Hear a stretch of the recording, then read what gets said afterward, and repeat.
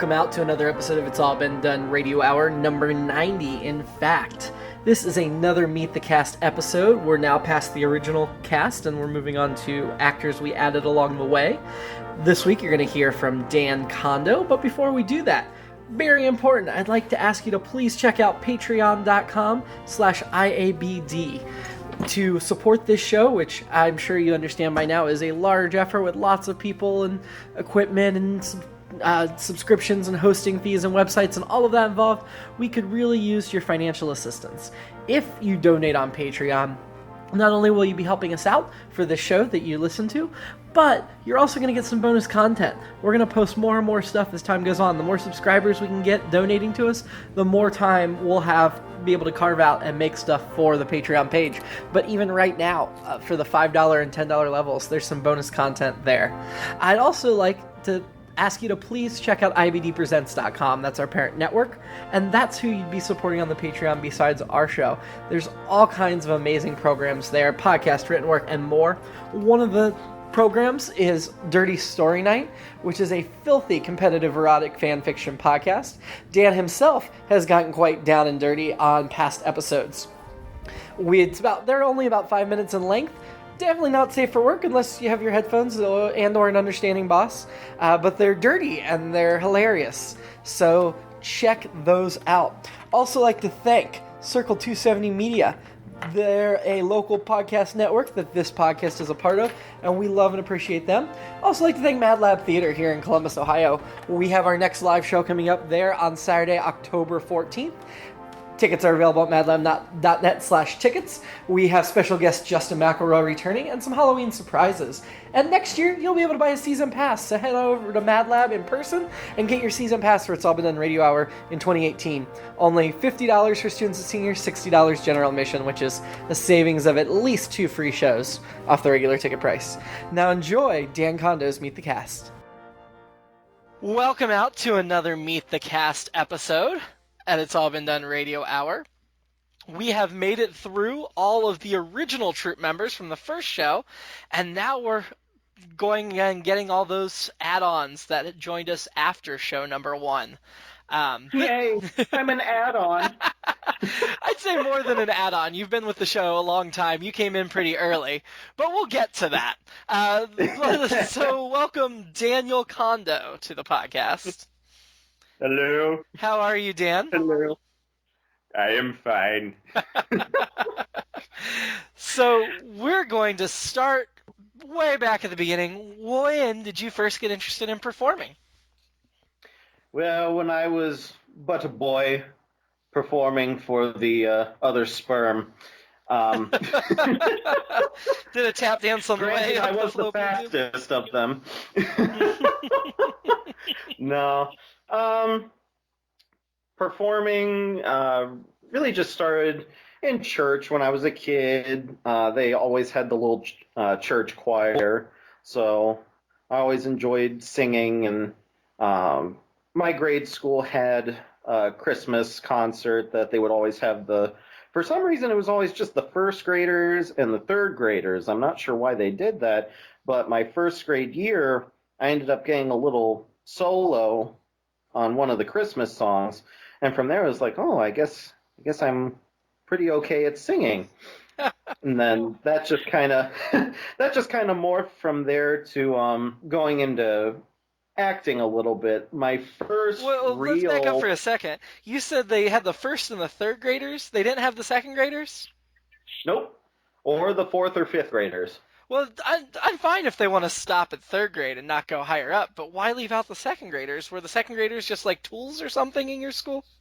They were evil. Oh, okay. I don't know. Okay, I'm sorry to interrupt. You tell me how that led to other performing. I guess the first time I ever actually had to perform was when I was in 4th grade. I was in the gifted program. Joe Morales could probably verify that. I believe he was in the same class. Fellow cast member, Joe Morales? Yes. We had a final project that we had to do where we did research on a certain culture. And we made a big presentation on that culture, and we made up these little backdrops for our group of 2 or 3. and we would act like a typical family from that country. And we had group that I was in, we had Italy.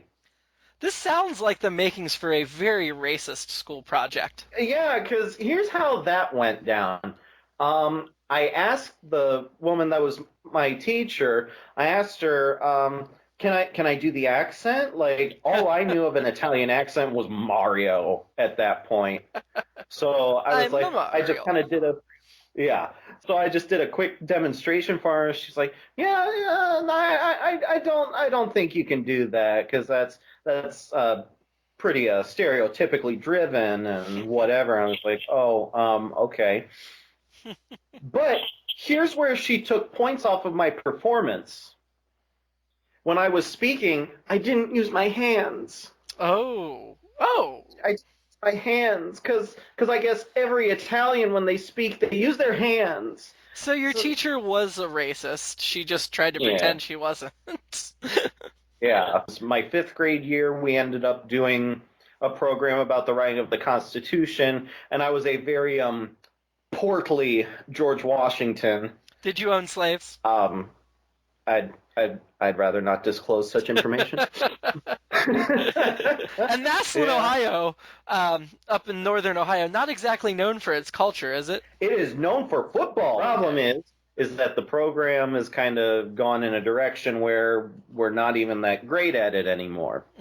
But they still have the reputation. Gotcha. So when people who haven't played Massillon before go up against Massillon, they come at us ready to kill us, like ready to prove themselves. And then Massillon's just kind of doing their own thing, and then they completely squash us and just run home with that flag going, yeah, we beat Massillon, and we're just like, it's another season.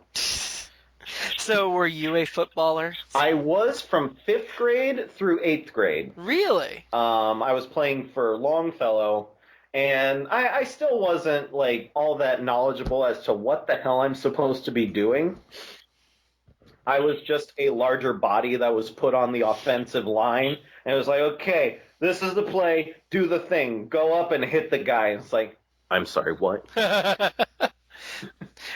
So why didn't you continue playing football in the high school? Because once 8th grade was done, I had to make a choice between either doing football or joining the marching band. And I had friends in both. I had thinned down to the point where at the high school level, I would have been absolutely useless as a lineman. So did you do drama in high school? Yes, I did. Was that a class or was that a club? How did your high school do drama? Oh, it was not a class, unfortunately. It was a club. It was an after-school club. It was extracurricular. 8th grade was when I really got into it, and we ended up doing The Music Man. Yes. And I ended up being cast as Harold Hill. Oh. Which I did not try out for. That's a great part. Yeah, it was. It was a lot of fun, and Joe Morales was in it, too. He was Mayor Shin. I was Mayor Shin. I knew Joe and I should be friends. We should. I don't know why we're not. No, yeah, I hate that guy. So did you do the full version, or did you do one of those junior versions? It was the junior version, but I still had to kiss someone, and it was hilarious. I didn't actually kiss the girl because this actually happened during the first rehearsal that we ran that scene, and the director was like, all right, you got to kiss, and I just shut my eyes and went in, and I hit nothing. And I opened my eyes, and this poor girl is halfway across the room just running. I'm just like, oh. Oh, poor girl. So what was your favorite part you played in high school? Satan. Satan? In what show? Or were you just Satan to all of your friends in high school? I mean, tempting them into the dark side. Yeah. But no, my sophomore year, we ended up doing Damn Yankees, and one of the characters in that, the villain, is a character named Mr. Applegate, who is Satan. Of course. but he doesn't go by that. He goes by Mr. Applegate. That's an And evil that sounding was name. Absolutely. Oh yeah, that role was a lot of fun to play. Did you continue to do theater after high school? I did. When I was at Bowling Green, my sophomore year, I was in what was called the Arts Village, which was this kind of student art organization that kind of had its own housing on campus in one of the quads. One of my friends that lived there was putting on a play, or it was a musical that her and a friend of hers basically wrote. It was kind of a 180 for me because all through high school, I typically ended up playing a comedic role. The director was genuinely worried during the audition process because she came up to me later and she was like, I was literally just like thinking, is he going to be able to like be serious for this? And I'm just like, bitch, watch me. So you're in a show right now, aren't you? Yes, we are doing, I'm going to call it Oklahoma Goddamn Homa. Uh-oh. That doesn't sound positive. Well, I've already been in Oklahoma before. That was what we did my junior year of high school. Mm-hmm. And then who are you playing this time around? This time I'm playing Ali Hackham, the Persian peddler man. Ah, interesting. Yes. Well, at least you get to play a different role. That'll be fun. Yeah, I get to be funny. When is that production? All right, for those of you that want to come down and see me perform in Oklahoma, come down to Davis and Elkins College in Elkins, West Virginia. Hope to see you there. What are the dates and times? So it actually starts on Thursday, the 26th of October. Mm-hmm. Performance at 6 p.m., Friday performance at 6 p.m., Saturday performance at 6 p.m., and then the Sunday matinee is at 1. Nice. Yeah. So go see Dan. So that's going to be a busy weekend. Oh, yeah. Or you've got some other hobbies. When did you start drawing? The earliest instance of artwork that I can remember was I was in kindergarten, and I was very good at coloring inside the lines. And my teacher that I had made this really just big positive comment on my paper, and it just like made my head swell up to the size of Ohio. And it's like, oh, I must be good at this. So I just kind of started from there, and it was just like doodling and drawing in class. And going through grade school, of course, all of your teachers are doing these like coloring projects and shit, and some little fun artistic projects whenever the holidays come around. So there was always room for me to kind of play around with that. You did some mural work not too long ago, didn't you? I painted a wall inside of a local pizza shop in Massillon. What pizza shop, so they can go check it out? It was the Krause's Pizza on West Lincoln Way. And nice. What is in the mural? The mural is basically it's black and white. I painted up the whole wall white, and it's basically a giant pizza surrounded by the owner and all the girls that work there currently. So I don't know what they're going to do once there's an entirely new workforce, but... And it was just the girls? That will be... Yep. Not the guys. They're all girls. If I were a guy that worked there, I'd be pretty upset. You also did some artwork for us. You designed our Packer and Ratcliffe t-shirts. Why, yes. How did you come up with the concept for that? It was on the fly, because I had started not long after you had initially talked to me, and I had kind of sketched something, and this is why, I'm going to tell you right now, this is why things always take me so long. I get a first sketch done, and I always hate it. So then I put it down and have to walk away from it for a while and then sometimes I just never get back to it. Or if I do get back to it sometimes, I sit down, start working on it again, and I still hate it. So then I have to walk away from it again, and it was down to the wire for the t-shirts. I was like, okay, it's Packer and Ratcliffe. It's funny. You had said something about like just the two of them from like the shoulders up, just kind of talking to each other. Mm-hmm. And I was like, okay, I'm gonna forget about that for a moment and just start sketching the first thing that comes to my head. And I was like, okay, the banter between those two and Tim is just hilarious. Oh, absolutely. So I just started drawing Tim, and then it just went from there to Packer and Ratcliffe, and I was just kind of thinking of the two characters, like, okay, Ratcliffe is kind of the more off the wall, kind of loose cannon of the two, so he's doing something quirky and just crazy. And then Packer's just kind of along for the ride, like, okay, I guess this is happening. I'd say that's a pretty apt description. I like the t-shirts. I was excited about them. We would be remiss if we did not talk about your obsession with trains. I like trains. How did that start? That started, I was about 1 or 2 years old. And for Christmas, my mom and dad got my brother and I. My brother's a year older than me. They got the two of us this little wooden train set like you see little kids playing around with. And we actually have videographic proof of this. They set us down at this little table with this little wooden train set up, and my brother and I were just fascinated with it.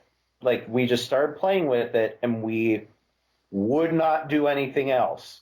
Like, they would put presents in front of us, and we would just take it out of their hands, set it on the ground, and just keep playing. What about the train appealed to you?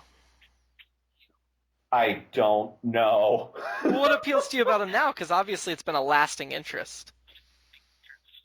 Well, for me specifically, it's a very different kind of machine. Specifically, the steam trains. I mean, cars, planes, even boats to an extent. You just put the key in, turn it, the motor's running, and you go. Or planes, I don't think they use actual keys. I really don't know. I don't know. I'm not a pilot. Don't quote me on that. And even modern diesel trains are the exact same way, but what kept me drawn in was the steam trains. Those, you have to start up the fire, get the fire going, boil the water inside the boiler, get up a good amount of steam, and all of the moving parts are on the outside. Mm. It's not like an internal combustion engine where you just put the hood down and you don't see anything. Everything is on the outside. The only thing that's on the inside is a turbulent cauldron of boiling steam that will literally melt the flesh off of your bones. Oh, delightful. Yes. And if you don't take proper care of it, it'll explode. Oh. So to me, there's kind of a fascination in That they're super dangerous. Oh, it is super dangerous. You have to have a level of respect for this thing. So you're fascinated with it, but you're also kind of scared of it at the same time. And then just all the moving parts are on the outside, so you've just got this constant visual stimulation as you're watching this thing. So what is your favorite type of train? Steam trains. Any particular model or manufacturer? My personal favorite is over in Portland, Oregon. Any rail fan will be able to tell you once I say Portland, Oregon, it's the Daylight. It's this orange, red, and black, just gorgeous looking steam engine that was done up after World War I to look kind of streamlined and real shiny and colorful to head the passenger trains at the day and just kind of renew interest in the railroads after the Great Depression. Life goal. Some people want to make $1 million. I just want to go to Oregon to see a train. Let's get to Radio Hour. How did you become involved with It's All Been Done Radio Hour? Well, you can thank Joe Morales for that one. Thank or curse? No, I'm just kidding. I'm kidding. Hey, I don't care how you feel, baby. I was currently done with college at the time, just kind of living on my own. And Joe had gotten into the show.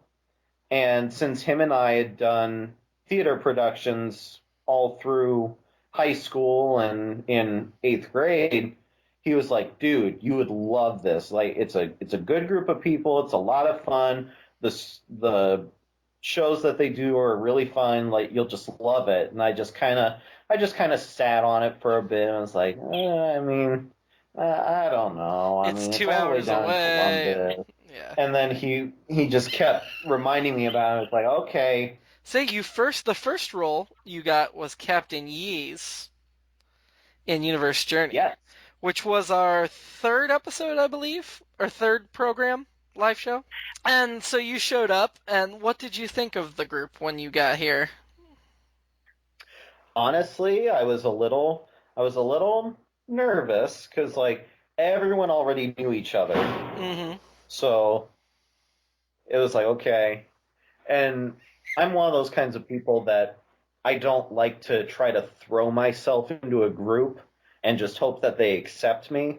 I just kind of test the waters a bit and just kind of observe and see like what the general kind of attitude the group has and just kind of go from there. And everyone seemed to be really open, really friendly, really quirky. So I felt safer as time went on to just kind of let my freak flag fly. So we succeeded in tricking you into liking us. Got it. So that was kind of your way in, was you got this part that we were going to bring back again. And we brought it back a few times that first year. What was the second role you got in? I think that was Graves. Say, Graves was definitely the second big role you got. Why did you decide? Now, Graves you knew was going to be a regular, reoccurring role. Why?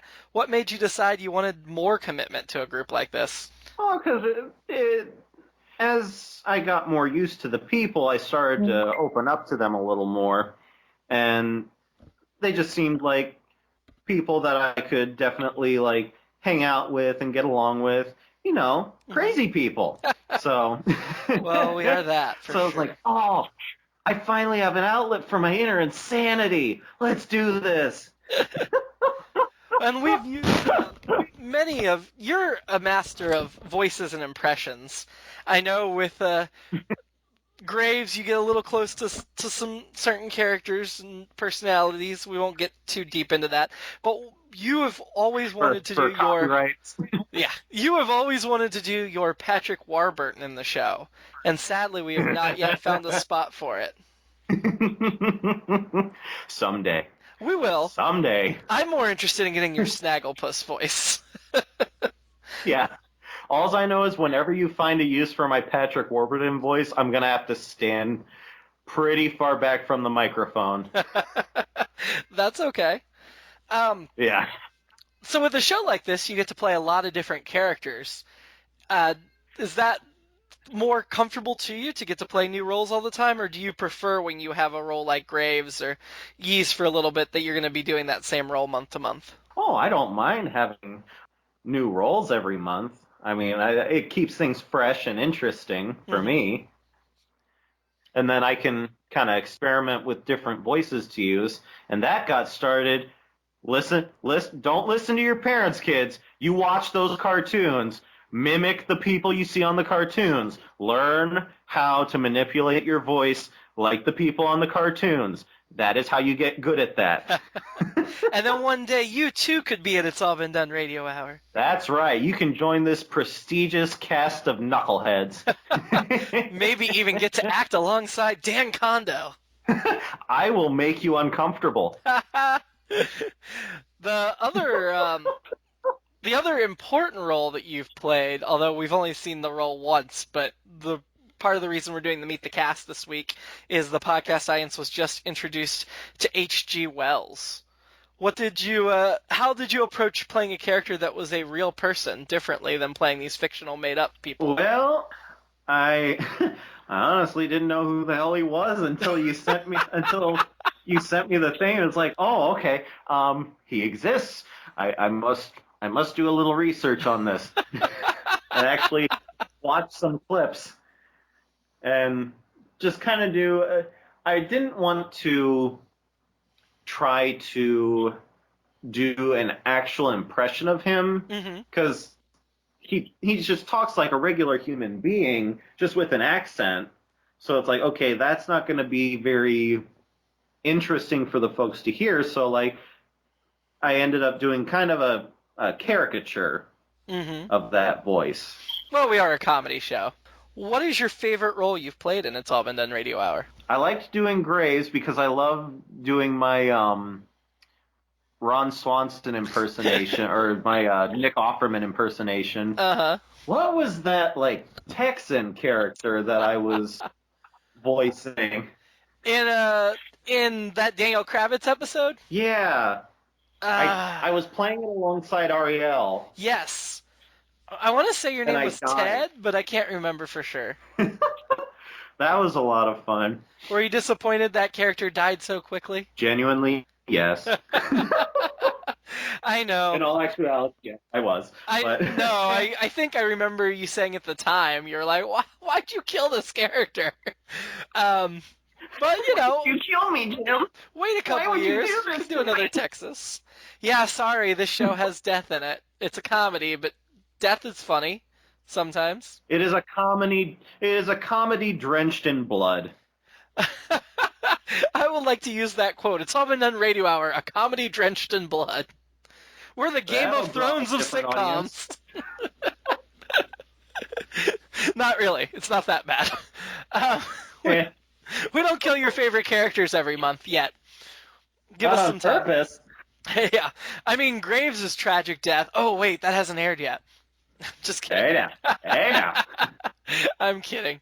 What segment have you not been in much that you'd like to be in more? I've not been in actually at all. I've not been in Daniel Kravitz. Oh, you haven't? No. Huh. I don't believe so. Huh. If you I'm were and then not. You were in the Christmas episode that was released recently, where you were one of the ULP members. Oh, okay, yeah. I do remember that now. I was just saying, if my memory serves, and usually I'm wrong, it's like, yep, yeah, I'm wrong. Okay, so I have been in Daniel Kravitz, but I would like to play some different characters, particularly if, like, we bring in another new monster. I think that would be a lot of fun to play. Yeah, we haven't had a lot of monsters lately on Daniel Kravitz, which is too bad because we used to have a bunch of them. We'll have more again. And then I'm trying to think. I haven't been, if I'm remembering correctly, which I might not be, I don't believe I've been in Scary Dead, but we are done with Scary Dead. Yeah, too late for that one. We are done with Scary Dead. The podcast audience is not done with Scary Dead yet, but it says on our website that it's over, so you'll get the last couple episodes soon. Spoiler, sorry. No, I mean, I think we were pretty clear that it was ending. It wasn't a big secret. So yeah, you missed that one. But we've got some new segments coming up, so there'll be some different things. I really liked, and we can't really talk about it, but I really, really, really loved the top-notch Tangler hero that you introduced recently in the live shows. Oh, the Paul. I love the Paul, and I cannot wait to bring the Paul back. If we weren't doing a little 3-episode arc right now, I would be rushing the Paul right back. But early 2018, that character will definitely be returning. I am the owl that hoots in the night.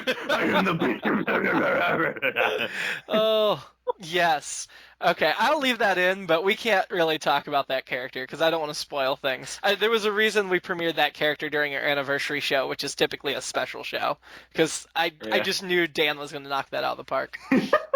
Anything else about the radio show? Any characters you want to mention or any segments that you have ideas for? This is your chance to pitch me something that I will consider for future shows. This was just the first thing that came to my mind. But do you remember back in like the 70s and 80s when Hanna-Barbera was just pumping out all these different kind of Scooby-Doo clones?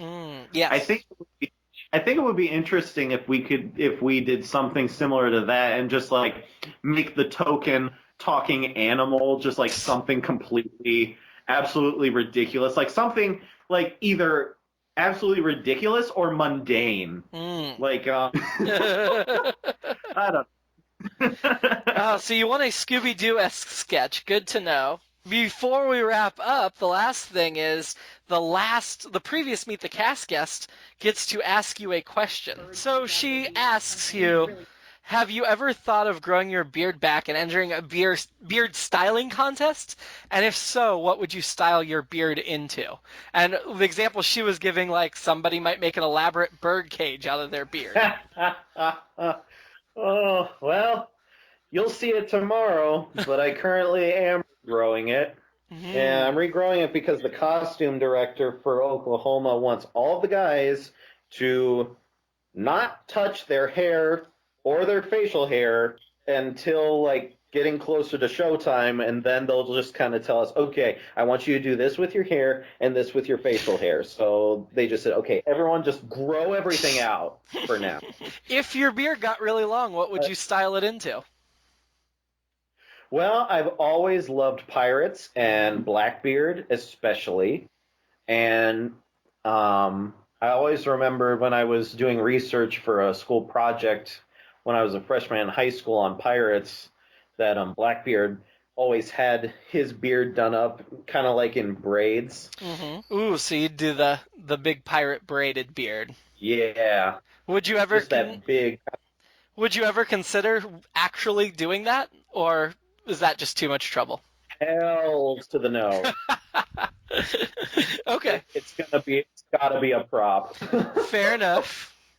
And then you get to ask our next guest a question, Mr. Ryan Yowie. What would you like to ask Yowie? That was scary. Love you, Yohi. Oh, man. If he could be any character from a movie, and it could be any movie, any genre, I guess I'll extend it to any character from movies, television. If he could be any character, who would he be? To play or to like actually live them in real life? Either or. Okay. Well, I will ask that of Yowie then when I next talk to him for this. Anything else you'd like to add to the lovely listeners before we sign off here?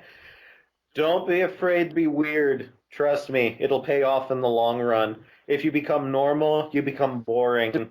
Stay weird, but within reason, please. Don't be weird.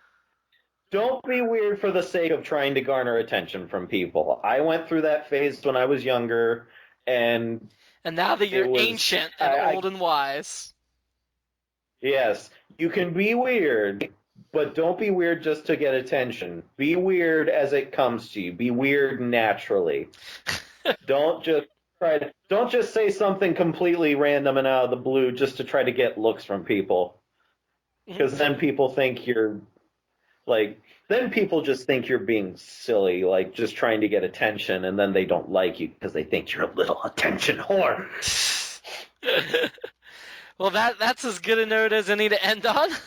So thank you for talking with me, Dan, and we'll see you real soon. All right, I will see you tomorrow. Okay, see ya. Goodbye, everybody. I love you all. It's All Been Done Radio Hour number 90. Meet the cast number 16, Dan Condo. Starred Dan Condo as Dan Condo. Also, me, Jerome Wetzel, talking to Dan Condo. Please follow us on social media at IABD Presents. If you post about us, hashtag IABD. And check out our website. It's allbeendoneradiohour.com. And once more, I just want to reiterate, we'd really appreciate it if you went to patreon.com/IABD and helped support our shows. In return, we'll give you all kinds of cool bonus content, behind-the-scenes stuff, extra audio, some Dirty Story Night videos will be coming to that feed soon. So, all kinds of cool stuff. Have a great week. And I don't think you'll be able to hear it over the Skype here, so let me play it for myself. You hear that? Radio Hour. I hear only the void. Okay, so be quiet for just a second, because I got Addie's recording, and I'm going to listen to her ask you the question, then I'll repeat it out loud, and we'll cut this bit. This is going to be the part of the segment where I just whisper sweet, sweet, filthy nothings into your ears and just make you entirely, unethically, completely uncomfortable, which I enjoy doing.